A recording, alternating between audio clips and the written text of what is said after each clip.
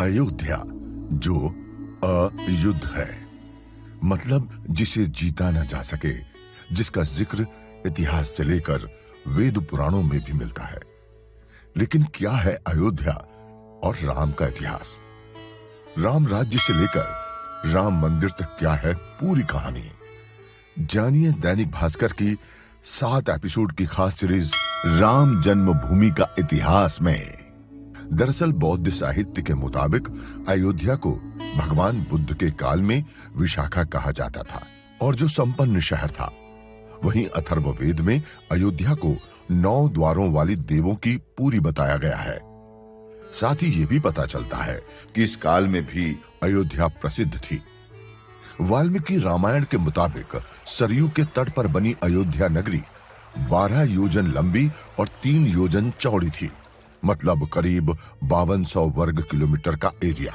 1862-63 में पहली बार अयोध्या का आर्कियोलॉजिकल सर्वे किया गया, जिसमें धनन और विशाख लेख वाले सिक्के मिले। वहीं इतिहासकार जॉन की अपनी किताब इंडिया अ हिस्ट्री में लिखते हैं, अयोध्या उस जगह बसाई गई जहां 2 ट्रेड रूट एक दूसरे को काटते थे, इसलिए अयोध्या काफी संपन्न थी। ब्रिटिश राज में कलेक्टर लाला सीताराम ने अपनी किताब अयोध्या अ हिस्ट्री में लिखा, 6वीं शताब्दी ईसा पूर्व में अयोध्या कौशल जनपद की राजधानी थी।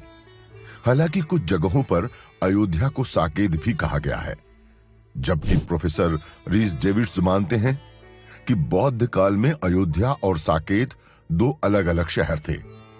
अयोध्या सूर्यवंश की राजधानी भी रही है। माना जाता है कि यह भारतीय इतिहास का सबसे लंबा राजवंश था।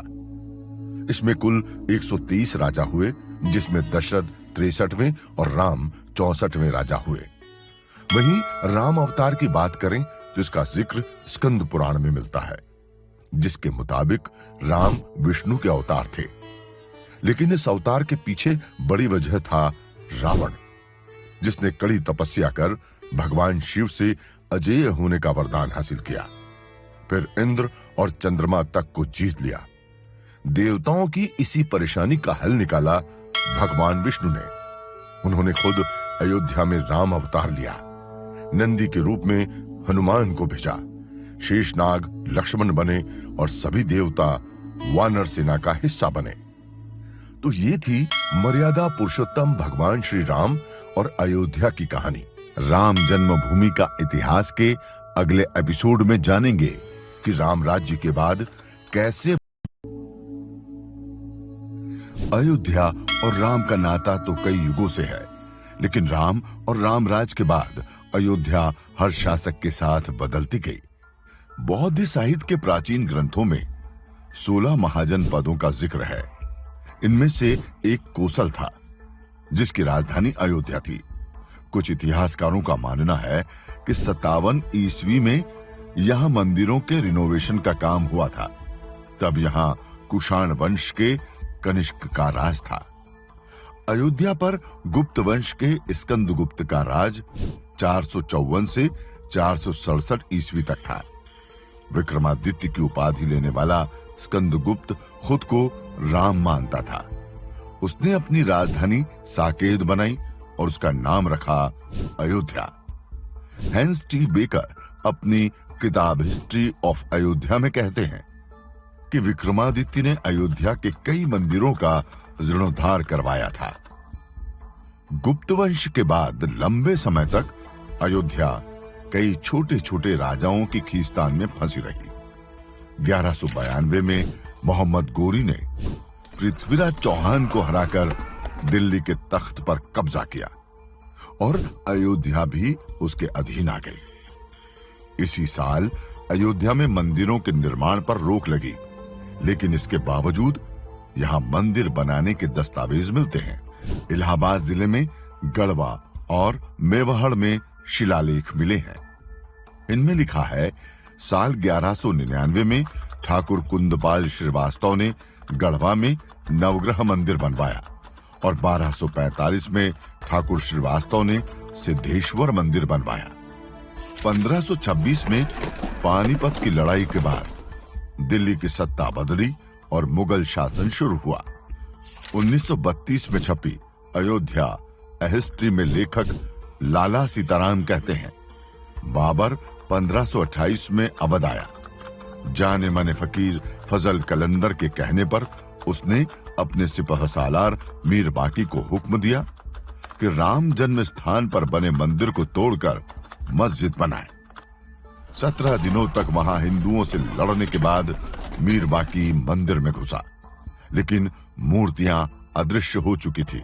इसके बाद बाकी ने मंदिर की ही सामग्री से मस्जिद बनवाई, जिसका जिक्र मस्जिद की दीवार पर मिला।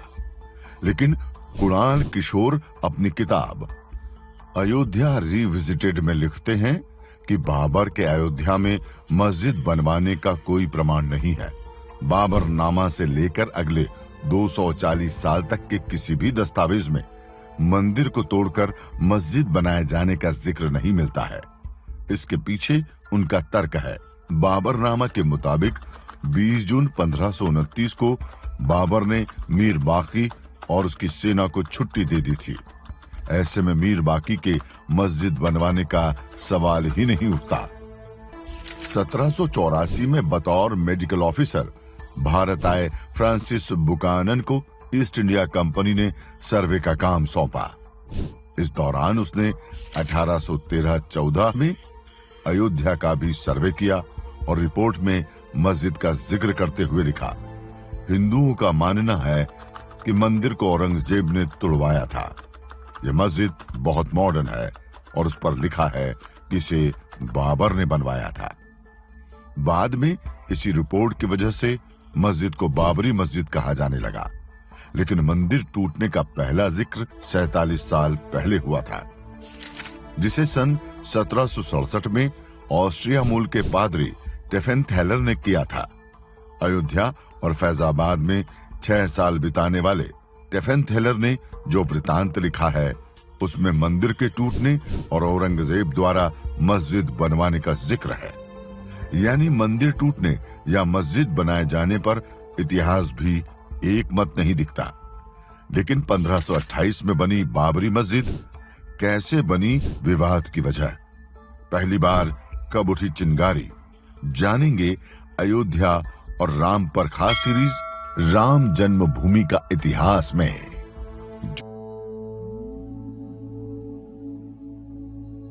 अयोध्या में पहली बार रामलला का मंदिर कब बना, इतिहास इस बात पर चुप है, मगर इसके टूटने से शुरू हुए विवाद ने भारत के इतिहास के लगभग हर पन्ने पर अपनी हाजिरी बनाए रखी है। 1528 में बनी बाबरी मस्जिद अयोध्या में विवाद की बड़ी वजह रही, जिसका पहला जिक्र 1838 में मिलता है, लेकिन दावे कई हैं।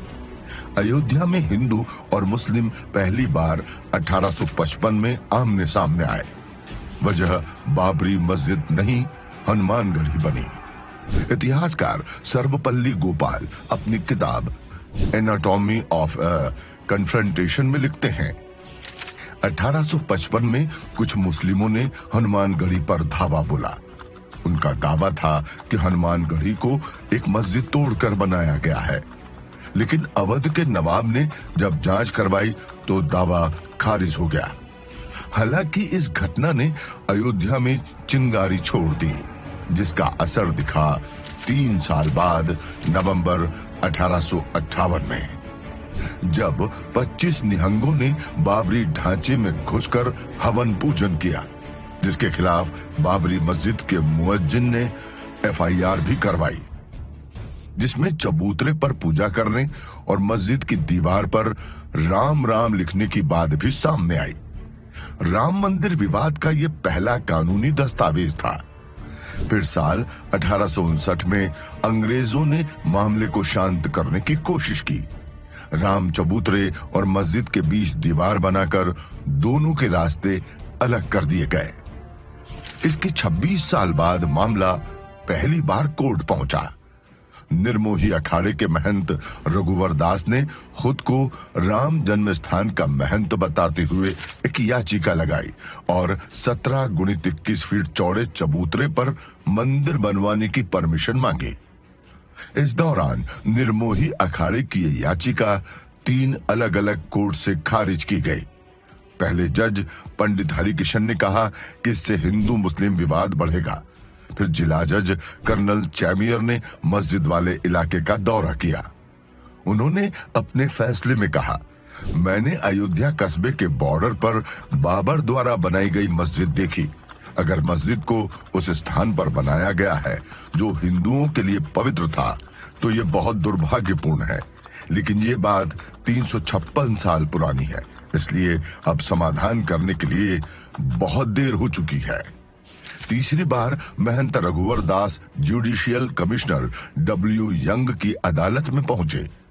यंग ने भी हिंदू आस्था को तरजीह दी, लेकिन जमीन पर निर्मोही अखाड़े के मालिकाना हक को पुख्ता नहीं माना। साल बदले, लेकिन अयोध्या और राम मंदिर का मुद्दा जस का तस रहा।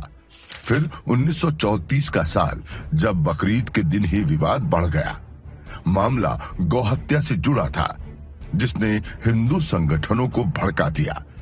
इतना कि बाबरी मस्जिद में भी तोड़ फोड़ कर दी गई।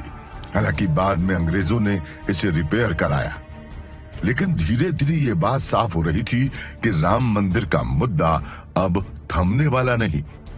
इस बीच 1936 में एक विवाद और हुआ। इस बार लड़ाई 2 मुस्लिम गुटों में थी, शिया और सुन्नी। मुद्दा था बाबरी मस्जिद के दावे का।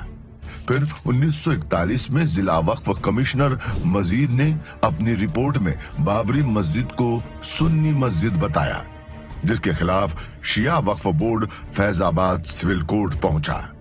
लेकिन यहां भी साल 1946 में उनका दावा खारिज कर दिया गया। देश जहां एक तरफ आजादी की ओर था, वहीं राम मंदिर का मसला भी तूल पकड़ रहा था। आजादी के बाद कैसे बदले हालात? राम, नाम और राजनीति।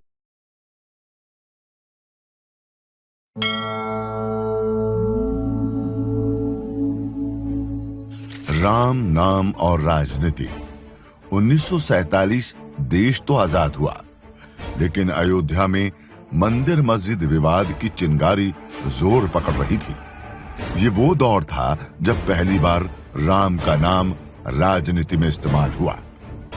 अयोध्या, द डार्क नाइट किताब के मुताबिक 1947 के आखिर में अयोध्या के अंदर वैरागियों और हिंदू महासभा की एक बड़ी सभा हुई, जिसमें बाबरी ढांचे पर कब्जे का मुद्दा उठा और यहीं से अयोध्या में तनाव बढ़ने लगा।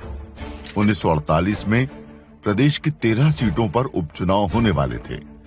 फैजाबाद सीट से कांग्रेस के उम्मीदवार बाबा राघव दास ने ऐलान किया कि वो राम जन्मभूमि को विरोधियों से मुक्त कराएंगे।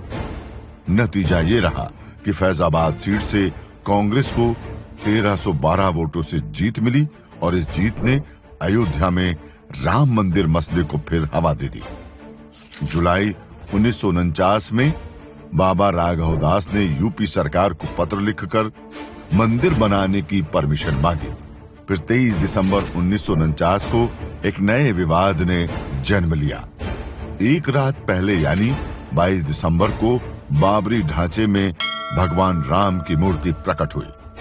हिंदू संगठनों ने दावा किया कि भगवान राम खुद प्रकट होकर संदेश दे रहे हैं कि यही उनका जन्म स्थान है और बाबरी ढांचे के पास पहुंचकर पूजा पाठ भी करने लगे। 23 दिसंबर की सुबह फैजाबाद के डिस्ट्रिक्ट मजिस्ट्रेट के नायर ने यूपी के तत्कालीन मुख्यमंत्री गोविंद बल्लभ पंत को घटना की जानकारी दी। फिर 3 दिन बाद तत्कालीन प्रधानमंत्री नेहरू ने भी गोविंद बल्लभ पंत को पत्र लिखा और कहा, अयोध्या की घटना ने मुझे बहुत विचलित किया है। जो हालात हैं उससे खतरनाक मिसाल कायम की जा रही है, जिसके परिणाम अच्छे नहीं होंगे। 29 दिसंबर 1949 को फैजाबाद कोर्ट ने विवादित ढांचे को कुर्क कर लिया और परिसर के गेट पर ताला लगवा दिया। मूर्ति की पूजा और देखभाल के लिए प्रियदत्त राम को रिसीवर नियुक्त किया गया। 1950 से 1961 के बीच एक एक कर इस विवाद पर 4 मुकदमे दायर हुए। 3 याचिकाएं हिंदू पक्ष ने तो एक सुन्नी वक्फ बोर्ड ने लगाई थी। अगले करीब 16 साल विवाद कोर्ट में रहा, मगर राजनीति खामोश रही। 1977 में संघ परिवार ने मंदिर की मांग और तेजी से उठानी शुरू कर दी। 1984 में राम जन्मभूमि मुक्ति यज्ञ समिति ने मंदिर के लिए पहली रथ यात्रा बिहार से अयोध्या तक निकाली। इरादा हिंदुओं को एकजुट करने का था, लेकिन जिस समय रथ दिल्ली पहुंचा तभी प्रधानमंत्री इंदिरा गांधी की हत्या हो गई। बाकी कार्यक्रम रद्द हो गए। राजीव गांधी नए प्रधानमंत्री बने। नई सरकार बनते ही राम मंदिर फिर चर्चा में आया। विश्व हिंदू परिषद ने सरकार को अल्टीमेटम दिया कि अगली शिवरात्रि तक मस्जिद ढांचे का ताला न खुला तो तोड़ दिया जाएगा। इसे शाहबानो केस से और हवा मिली। राजीव सरकार पर मुस्लिम तुष्टीकरण के आरोप लगे। इसी बीच फैजाबाद जिला अदालत में फिर से राम जन्म स्थान में पूजा पाठ के लिए याचिका दायर हुई। जिला कोर्ट में मुकदमा खारिज हुआ, लेकिन ऊपरी अदालत में जिला प्रशासन ने गर्भगृह खोलने पर सहमति जता दी। 1986 में गर्भगृह का ताला खुला तो देश की राजनीति में भी भूचाल आ गया। राम का नाम और राजनीति ने कैसे बदली अयोध्या, जानेंगे अगले एपिसोड में।